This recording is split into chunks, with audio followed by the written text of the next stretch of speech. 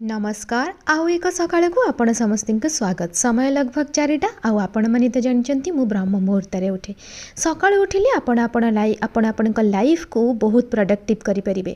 सका सर्वप्रथम उठी आपण भगवान का नाम चिंतन कलापर टिके समय आकाश को जाई सेल्फ लव अफर्म करंतु।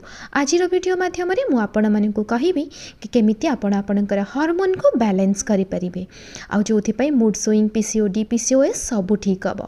प्रथम सका कुकुड़ू आसन रे बसी गरम पानी सिप सिप करी पीबे। आउ तापरे सप्ताह 3 दिन मु ऑयल पुलिंग करे। आउ एठी मु नेछि वर्जिन कोकोनट ऑयल जेहेतु एठी प्रबल शीत एटा जमी जाइछि किछि असुविधा नहीं। एमती मुहरे गोटे चामच नहीं कि आपण एमती एटा को कुळुकुळु करिवे। आउ एटा को 5 रु 7 मिनिट मु प्रैक्टिस करूछि। आपण माने नुआ नुआ 15 सेकेंड अधिक करें धीरे धीरे प्रैक्टिस कले हो। तापरे गाधे पाधे आपण मानकु सर्वप्रथमे भगवान को पूजा पाठ करने को पड़ो।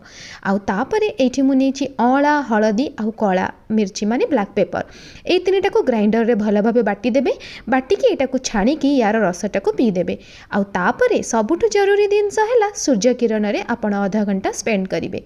आउ तापरे कुक योर ओन फूड। आज मु टिफिन ने नेइतिली बेसन चिला जो थरे ऊपर मु बहुत सारा पनीर स्टफ करी आउ ता संगे चटनी आउ रेडी हो गली बास्ट ऑफिस पाई। एमती करंतु देखिबे आपणकर सकाळ बहुत प्रोडक्ट